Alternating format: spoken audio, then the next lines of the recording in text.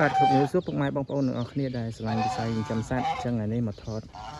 កញ្ញាយើងវីដេអូថ្មីបងប្អូនបងប្អូនអញ្ចឹងវីដេអូនេះប្រធានបទរបស់យើងថ្ងៃនេះយើងនិយាយតាក់ទងជាមួយនឹងដើមទុននៅក្នុងការចិញ្ចឹមបងប្អូនអញ្ចឹងបងប្អូនអ្នកខ្លះគាត់មានចម្ងល់ដែរគាត់ថាតើយើងមានដើមទុនប៉ុន្មានបានយើងអាចចាប់ផ្ដើមចិញ្ចឹមកញ្ញាបានបងប្អូនអញ្ចឹងចំពោះដើមទុនបងប្អូនសម្រាប់ជាយោបល់របស់ខ្ញុំដូចជាបទពិសោធន៍ដែលខ្ញុំបានឆ្លងកាត់ផ្ទាល់យើងមានត្រឹមតែ20 30ម៉ឺនដែលយើងចាប់ដើមបានបងប្អូនដោយសារអីដោយសារកងានយើងចិញ្ចឹមមិនថាកងានបងប្អូនស្អីក៏ដោយយើងចាប់ដើមពីតូចទៅគឺជារឿងដែលល្អបំផុតទី1យើងសិក្សាពីវាផងយើងបើកាលណាយើងដាក់ធំយើងចិញ្ចឹមច្រើនពេកយើងអត់មានបទពិសោធន៍តាក់ទងមួយការចិញ្ចឹមវាពិបាកនៅក្នុងការគ្រប់គ្រងក៏ដូចជាពិបាកនៅក្នុងការចិញ្ចឹមបងប្អូនអញ្ចឹងយើងគួរតែចាប់ដើម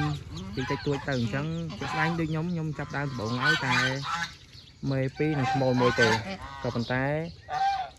យើងចិញ្ចឹមហើយយើងទិញបាន3ក្បាំងហើយយើងចិញ្ចឹមហើយដល់ពេលខ្ញុំសំលុយបានខ្ញុំទិញថែមម្ដង1ម្ដង2ម្ដង1ម្ដង2រហូតដល់កងានខ្ញុំបានមេបានមេចំនួន8ក្បាលហើយនឹងបាចំនួន3ក្បាលអញ្ចឹងរយៈពេល4ខែខ្ញុំសំបានប៉ុណ្ណឹងហើយនឹងបានកូនចំនួន8ក្បាលចឹងកូនទំញាស់តូចអញ្ចឹងបងប្អូនហេតុអីបានយើងត្រូវធ្វើបាននឹងទី1យើងការចិញ្ចឹមរបស់យើងត្រូវរៀនបន្តវារហូតយើងអត់អាចចាប់ដើមភ្លាមយើងចេះវិវាទាំងអស់បងប្អូនសូម្បីតែខ្ញុំចិញ្ចឹមបាន3 4 5ខែនេះក៏យើងការភ្ញាស់របស់យើងអត់ទៅបានល្អដែរយើងនៅមានបញ្ហាច្រើន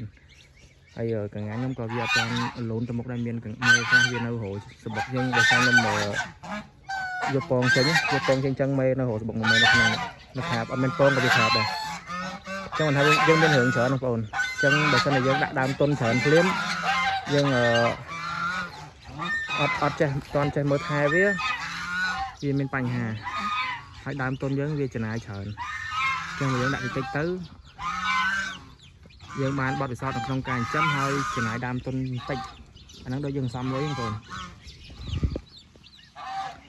មួយទៀតហេតុអីបានយើងត្រូវចាប់ដើមពីតិចកាលណាយើងចាប់ដើមពីធំទៅនៅពេលដែលយើងចិញ្ចឹមយើងគ្រប់គ្រងម្នាក់ឯង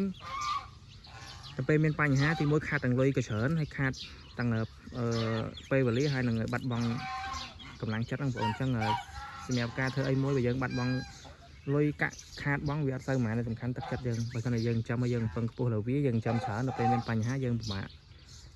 ធ្វើចិត្តអញ្ចឹងអាចយើងបាក់ទឹកចិត្តយើងឈប់ចាំអញ្ចឹងសម្រាប់ខ្ញុំលើកទឹកចិត្តឲ្យបងប្អូនចាប់ដើមពីតិចទៅអញ្ចឹងយើងមាន20 30ម៉ឺនក៏យើងអាចចាំកងានបានដែរដោយសារកងានវាមិនសូវជាលក្ខខណ្ឌច្រើននៅក្នុងការរស់នៅឯវា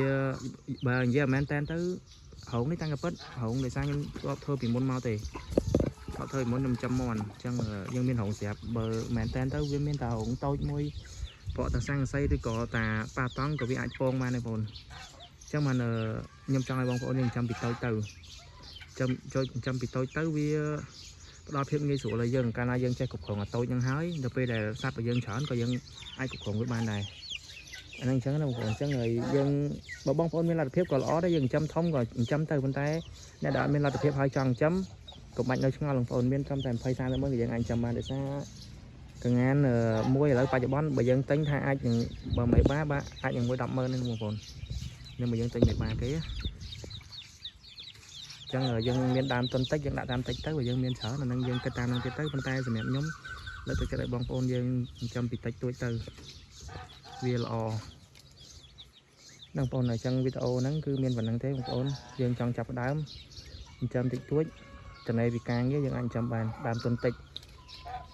ឆ្លៀតពីការងារតិចក៏យើងអាចមានពេលសម្រាប់មើលថែវាដែរចឹងវីដេអូនេះមានប៉ុណ្ណឹងបងប្អូនជួបគ្នាវីដេអូក្រោយអរគុណច្រើន